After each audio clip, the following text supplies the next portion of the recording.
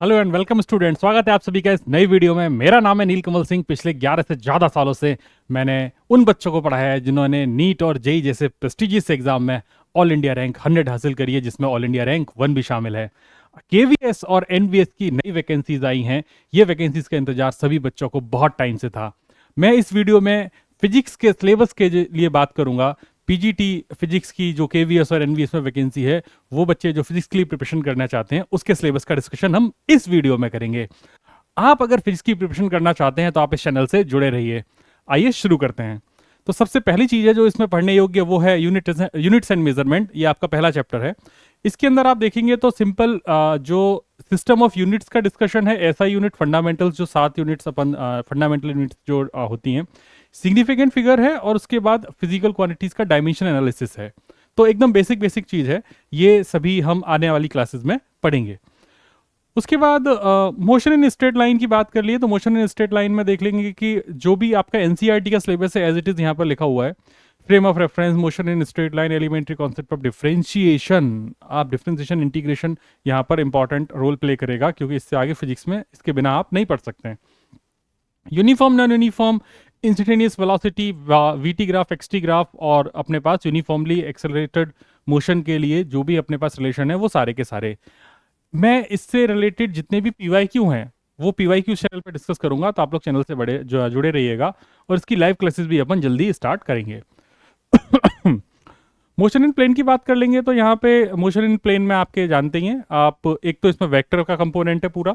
Vector के अलावा यहाँ पर मोशन इन प्लेन, और जिसमें आप मोशन इन प्लेन में आप uniform velocity, uniform acceleration, projectile motion, circular motion, ये सारे डिस्कशन आप इस पर्टिकुलर टॉपिक में करेंगे। लॉज ऑफ मोशन, इसमें आप एनएलएम के बारे में बात करेंगे, फ्रिक्शन के बारे में बात करें। एनएलएम और फ्रिक्शन यहाँ पर आने वाला है। वर्क एनर्जी थ्योरम के बारे में देखा जाए तो वर्क एनर्जी थ्योरम में जो स्प्रिंग वाले क्वेश्चन है वो एक इंपॉर्टेंट रोल प्ले करते हैं। उसके बाद potential energy, kinetic energy, and इसके बाद कॉलिजन एंड इलास्टिक कॉलिजन। ये है, मतलब यहाँ पर कोई भी चीज़ देखिए, कोई भी एडवांस लेवल की चीज़ नहीं है, सारी बेसिक चीज़ें हैं। अगर आप बेसिक चीज़ों की प्रैक्टिस करेंगे तो आप इस एग्जाम को केवीएस एनवीएस के आसानी से क्रैक कर देंगे। टीयर 2 के, टीयर 1, टीयर 2, टीयर 1 तो क्वालिफाइंग है। टीयर 2 में आप जिस भी सब्जेक्ट के लिए अप्लाई कर रहे हैं उसका एग्जाम यहाँ पर आपसे पूछा जाएगा। फिर उसके बाद आपका रोटेशन चैप्टर आ जाता है। रोटेशन में moment of inertia, centre of mass, और उसके बाद आपका रेडियस ऑफ गायरेशन, इनका डिस्कशन है। एंगुलर मोमेंटम के बारे में भी बात होगी। यहाँ पर जो एक चीज़ है जो यहाँ पर नहीं दिख रही है, वो आप याद कीजिए कि मोशन ऑफ, मतलब रोलिंग की बात नहीं है यहाँ पर। कोई भी रोलिंग का कोई भी कॉन्सेप्ट यहाँ पर नहीं लिखा है। रोलिंग में स्पेशली जो चीज़ें यहाँ पर नहीं दे रखी हैं, वो जो चीज़ें पूछी जाती हैं वो जेई और नीट में पूछी जाती हैं। बोर्ड्स में भी वो चीज़ें अब हट चुकी हैं।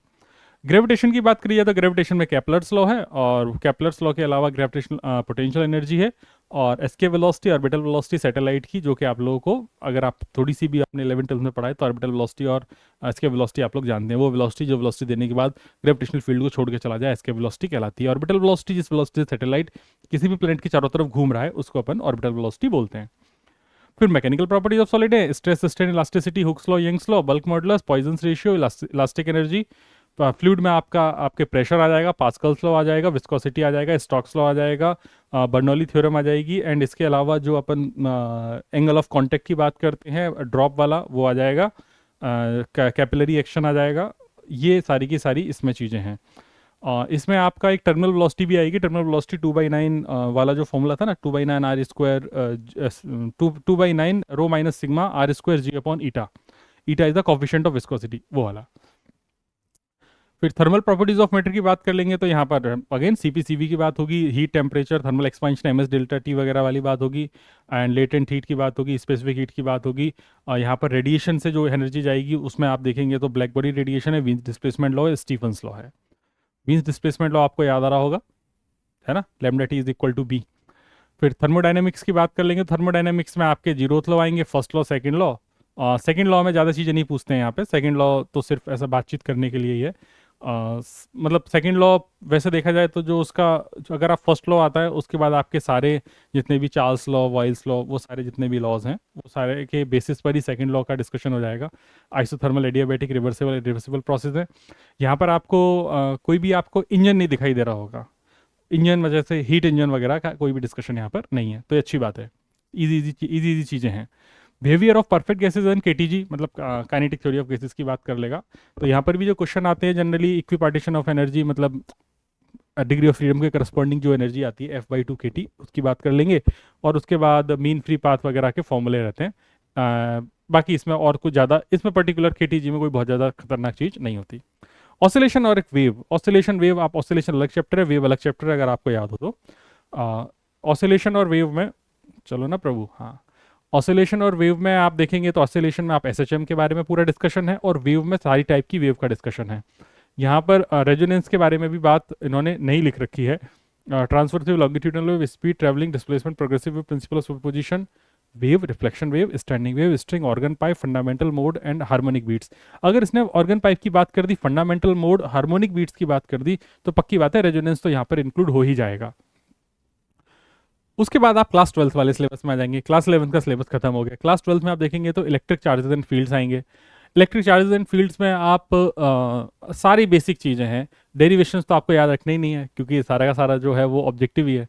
Electric charge, conservation of charge, Coulomb's law, interview के टाइम आपसे पूछा जा सकता है, तो उस टाइम जरूरत पड़ सकती है आपको डेरिवेशन की, लेकिन बेसिक तो नहीं है Tier 2 क्लियर करने के लिए। Continuous charge distribution, electric field due two point charge, electric field lines, electric dipole, electric field torque की बात कर लेगा, फ्लक्स है यहाँ पर। और फ्लक्स के अलावा यहाँ पर एक जो इंपॉर्टेंट चीज़ है, electric field due to infinitely long straight wire, uniform infinitely plane sheet and spherical shell. और स्फेरिकल सेल के अलावा यहाँ पर नॉन कंडक्टिंग स्फेयर की बात नहीं कर रखी, लेकिन नॉन कंडक्टिंग स्फेयर भी पूछ सकता है, तो उसे छोड़ना नहीं है। मैग्नेटिज्म एंड मैटर में जाएंगे तो बार मैग्नेट, इक्विवेलेंट सोलेनॉइड, मतलब सोलेनॉइड की बात कर लेगा। सोलेनॉइड के जैसा ही बार मैग्नेट है, तो दोनों ही अपने को पढ़ने पड़ेंगे। उसके बाद magnetic field intensity due to magnetic dipole along its axis perpendicular to its axis, मतलब क्वालिटेटिव ट्रीटमेंट ओनली है, मतलब न्यूमेरिकल की बात नहीं है। Torque on a magnetic dipole, torque जैसा अपने मैग्नेटिक मोमेंट अगर है तो टॉर्क तो आ ही जाएगा।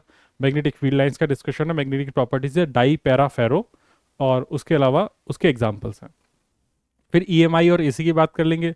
यहाँ पर देखो तो चैप्टर मर्ज हो गए हैं। EMI AC आप 12th में आपके अलग अलग चैप्टर्स रहेंगे।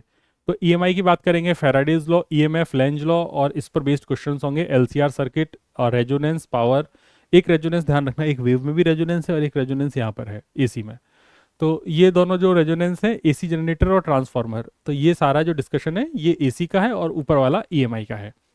ऑल्टरनेटिंग करंट से पहले वाला म्यूचुअल इंडक्टेंस, लेंज लॉ वगैरह। लेंज लॉ पे क्वेश्चन खूब पूछता है, मजेदार क्वेश्चन पूछे जाएंगे, तो लेंज लॉ थोड़ी प्यारी चीज़ है।